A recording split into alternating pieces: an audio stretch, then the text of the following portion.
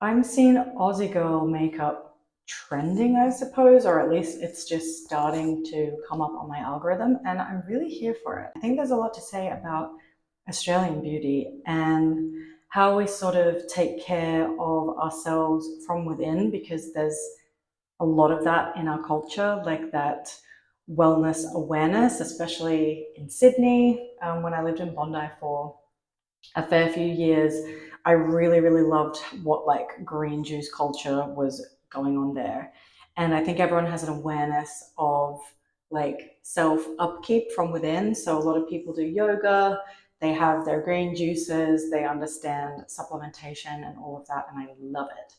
But I think across the board, there's sort of a style, maybe more so on the East Coast, of how Aussie girls do their makeup. It's something that has come natural to me, so I've never thought to do a video on it. So I live in London and I have access to UK brands, a lot of European brands, and some Australian brands. So this might not be accessible to all the girls back at home, but I basically wanted to run through what's kind of in my kit that helps me do my makeup. And by proxy, I do Aussie Girl Makeup, I suppose. So I think to summarize it, it's very like low fuss, low maintenance, time efficient, not kind of striving for like perfection so much as like correction and maybe accents here and there.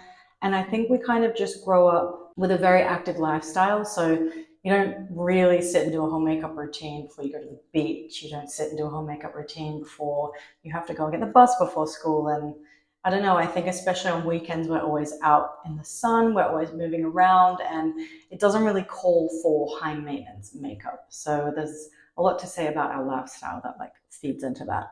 But I'm just trying to think of like how I would articulate how I do my makeup sort of based on where I come from.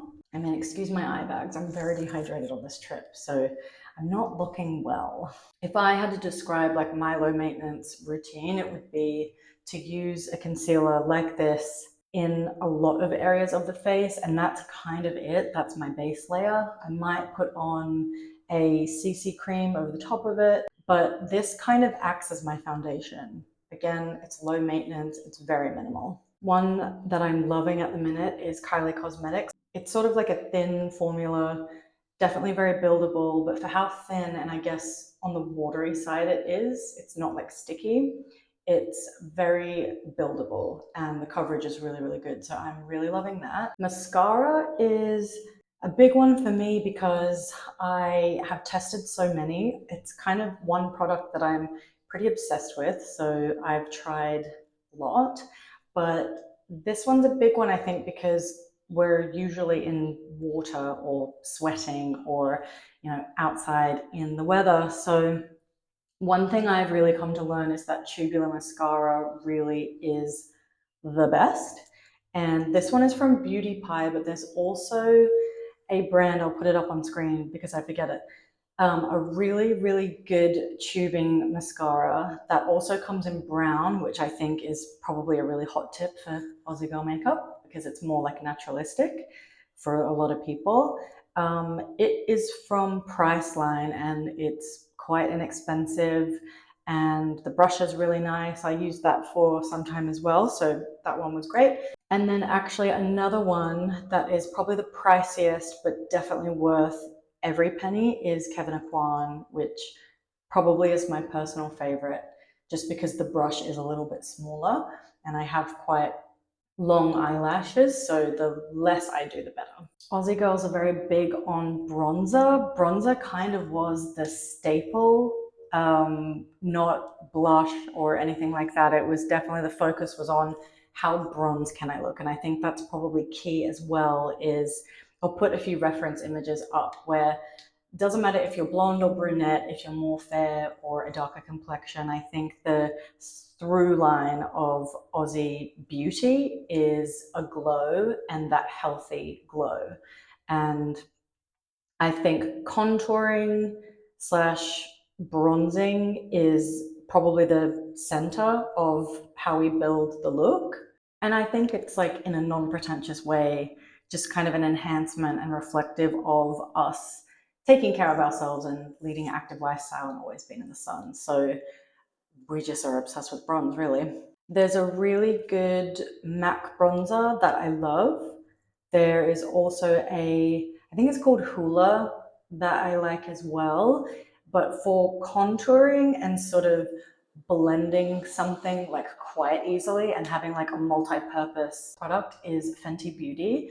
And I do also think that because it's so hot back at home and we are sweating a lot, we're in the sun a lot, we tend to use a lot more like powders, but maybe it's because I'm in the UK right now or because this is more like precise than like a brush. I'm really, really liking this contour stick. So I have this in the Amber Suede and I just find it amazing. I do eyes, nose, and cheekbones. Then I probably would go in, I don't have my full kit here, but then I would probably go in with a powder bronzer to sort of, I don't know, bring it all together and like blend it and maybe highlight other areas. Highlighter is a big one as well. I don't have one on me right now, but I just tend to like dab the Glossier Dewdrops. There's another, what is it? Charlotte Tilbury has a really, really beautiful highlighter as well. And I think also Rare Beauty, that one is like phenomenal. There's a time and place for highlighter in my opinion. I don't really like how done I look with it, but I definitely know that the bronzer and highlighter kind of combo and the blending of that is quite quintessential to Aussie Beauty. And kind of just also highlighting like maybe tip of the nose, upper cheekbones and brow bones, and that's kind of it, but in like a very sort of minimal way. And then blush. I feel like my generation definitely had blush blindness, so I'm kind of just still educating myself on blush. But you sort of want like a sunburn blush. You don't really want anything like too manufactured, I suppose, or anything too unnatural, because again, we just love looking like we have been in the sun, slash, we probably have been. One that I'm really, really loving is something that my sister bought me for Christmas. I was like worried about the shade that she got because we are quite different with our undertones, but she nailed it and she knew that this would work for me. This is a blush stick by Victoria Beckham and it says Major. I don't know if I would use a cream one back at home again because of the weather. This is sort of just an example of how natural you can like build it up and like blend, and it's kind of a good example of the shade. So you can see it's sort of like quite a sun-kissed shade. So you kind of just go where the sun would hit you with that. I started to do it like just above my brow and I really like it. And then the other, I've done a whole video on this, the other thing about blush is placement for me, and I'm still just like learning that, but I literally do it almost like you would as under eye concealer, and I'm really, really enjoying the sort of like dimension that that gives my face. Then lastly, not that I was using this before maybe 2 years ago, so like later in my beauty makeup journey, I've really come to love eyeliners. And I think a really good sort of your lips but better shade. There's so many of them. I know Makeup Forever is like nailing their shades, but I just went with the cult classic Pillow Talk by Charlotte Tilbury. And I just do like a really light line, nothing super overdone.